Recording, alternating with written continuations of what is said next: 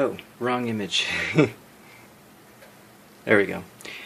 Now that we've eliminated the central piston that I just assumed reciprocates back and forth, and instead we have turbulent thin film of air is separating these two homopolar disks and the two sets of disks they're attached to by way of a shaft on each one. The turbulence will create a disturbance, and that's instead of any kind of intentional reciprocation that we want to set up going this way. So, barring any kind of visible signs of need for resonance, we have only one other place to look for that, and that would be, if I can find it now. Where'd it go? Oh, darn it. I have to go back the other way. That would be here, namely right here, the living body of water that the chassis surrounding this tube, the iron chassis, has to ground through to get to the earth. You know, it could be a plant, such as a tree, it could be the atmosphere, it could be the ocean. It's something fluidic, because bear in mind, you know, this is a fluid dynamic oriented device. We have two tornadoes, and that's probably why we don't understand the Michael Faraday's homopolar disk situation, because it's a fluidic mechanics that's going on. It's not just electrodynamic, it's fluidic in a very pronounced way. I mean, Eric Dollard talks about, you know, the rotation of energy traveling down a wire when it's electromotive, you know, and when it has motion, as opposed to electrostatic, it stands still and it does not spiral down the wire. But this is even more pronounced because we're spinning these disks with compressed air that's coming in a shape of a tornado or a vortex, let's say, and they're counter-rotating vortexes of compressed air, counter-rotating these two sets of homopolar disks, aluminum disks, and everything is getting charged up electrostatically inside this bronze tube, but it's very fluidic. So the consciousness, if you know, we're literally creating a being, in a sense, a primitive being who has very distinct features and functionality to it. One of it, the main one of which, is that it's fluidic, and most living beings are. They're dynamically fluid inside themselves. So whether we ground the chassis of this device, the red encapsulation, to a tree, or to the ocean, or to the atmosphere, or to a lake, or a moving body of water in the case of Wilhelm Reich and James DeMeo, one way or another, or the electro U-boat floating in the ocean of the earth, one way or another it has to be grounded to a living body of water, and it's the living body of fluid that this coil of wire is going to be set to resonate with. So when William Lyne says, oh, it's something like 50 or 90 miles long, this single piece of wire that's coiled around the device, and it's meant to be in resonance with the earth, it's ambiguously true, because it's not the earth that we're tuning this device, the resonance of this device, toward, but it's the living body of fluid, dynamic fluid and alive fluid, not just dead fluid, that's acting as the go-between between the earth and the iron chassis of this surrounding this device. So yeah, we still got to add lots of iron to this thing to increase horsepower. That still, you know, is in evidence. But what has not been obvious is that this thing is grounded via a body of water to the earth.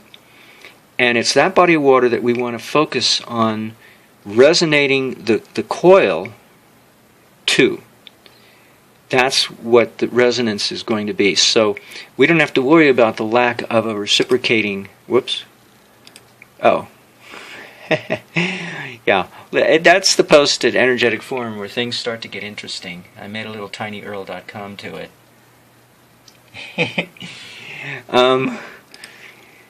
Oh dear, where did I go? Oh. So there may be no reciprocating piston but not to be dismayed, you know? This is not entirely DC in its orientation. It does still have some kind of wavelength characteristic to it, and that's the length of wire. There's other characteristic proportions, such as the width versus the length of the tube, the proportional diameter and versus thickness of the discs, how many discs are they stacked, and what kind of proportional ratio there is to the device versus the iron that encases it, or this whole device, everything taken together, versus the body of fluid that it's grounded through to the earth. All those kinds of proportions are taken into account, and when you're dealing with proportions, it kind of creates a frequency of a sort. You know, it's an interval of difference, a harmonic or dissonant, as the case may be, interval of sorts, which constitutes the basis of what a frequency is. It's a difference between two factors.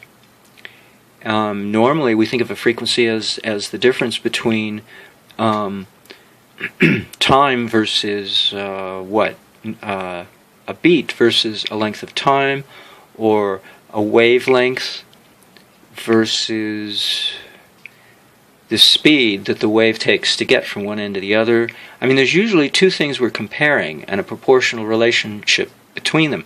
This is why something like the geometry of, let's say, a pyramid in Egypt has some significance, because in a very static way it does embody a wavelength. And of course we know pi, and both the golden ratio and pi are encompassed in the Cheops pyramid. So in a sense it kind of embodies a theoretical or a generic wavelength of sorts that's not any specific wavelength.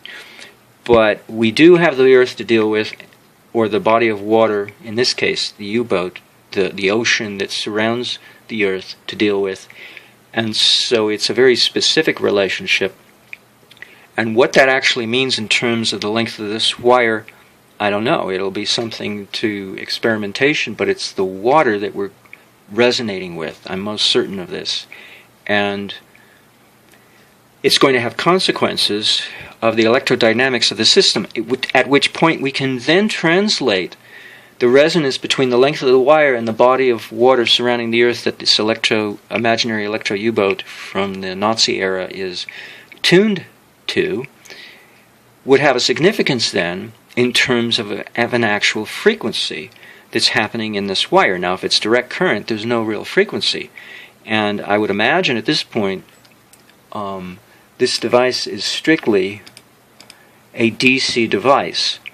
It's true we have two alternating spinning sets of disks and the air masses that go with them, but there's nothing reciprocating anymore to indicate any kind of AC situation. It looks strictly a DC situation. I could be wrong, but that's what it looks to my simplistic way of looking at things. But that means that it's a very simple device, and it doesn't have a whole lot of complexity to it, which is kind of nice. Now, of course, we can have more power with an AC system versus a DC system. Anybody who has an electric car knows this. Anybody an aficionado of electric cars would know this. When you want to make a racing car, you don't run it on a DC motor system, you run it on an AC motor system. You get more power to it, more acceleration. So I'm not sure what the value of this is, other than the fact that you will get a lot of range. You'll get a lot of power versus the quantity of liquid air that is stored on board this fictional electro U-boat. So maybe that's the trade-off, is you trade off speed for range. I don't know. Electro U-boats generally, they were not speed submarines, So, in their day, they were lucky to go at all and to stay submerged for any length of time and any depth at all. So they're kind of a go-between between our modern submarine technology and the ironclads of the 1800s. which could not be fully submerged. As I recall, the upper portion of the submarine had to remain above water at all times. Just most of the vessel was submerged below the waterline. So we could say the electric U-boat is a slight improvement over the ironclads of the mid-1800s used here in the United States during the Civil War, particularly. So it's, there obviously is room for improvement, and if you've got a DC system, I can imagine you can probably make an AC system out of it somehow. Derive an AC system out of it somehow. Maybe run 2 of these tubes at a time, or you could have, instead of one single wire uniting these 2 coils, you could have 2 separate wires of the same length, wound opposite, creating each of these 2 coils, separate coils, and you have some kind of a setup in which they're phased alternately, half a duty cycle for each. Now, if you wanted, 3-phase, then you'd have to have more tubes and some means of arrangement in your circuitry to derive from this a 3-phase power system, 3-phase AC power system. But obviously, it's really up to the electrical engineer to come up with the circuitry characteristics and all of the supporting gear, the electrical circuits that are connected to these coils to create that AC system. But I'm sure it can be done, and then you'd improve efficiency. Power gain would go up, acceleration, and that would be useful. So we don't have to worry about this looking too plebeian, too pedestrian, too Neanderthal, or too simplistic, or not good enough to meet our needs. It probably could. It would just have to be developed. This is just, the most basic conceptualization of how it can work at all, because it's quite still a mystery. Nobody's solved it. I haven't solved it. I'm just speculating. But I'm trying to use the best sense of logic I can based on what limited information I have on the subject matter, as well in general, electrical subject matter in general, as well as this specific topic in particular.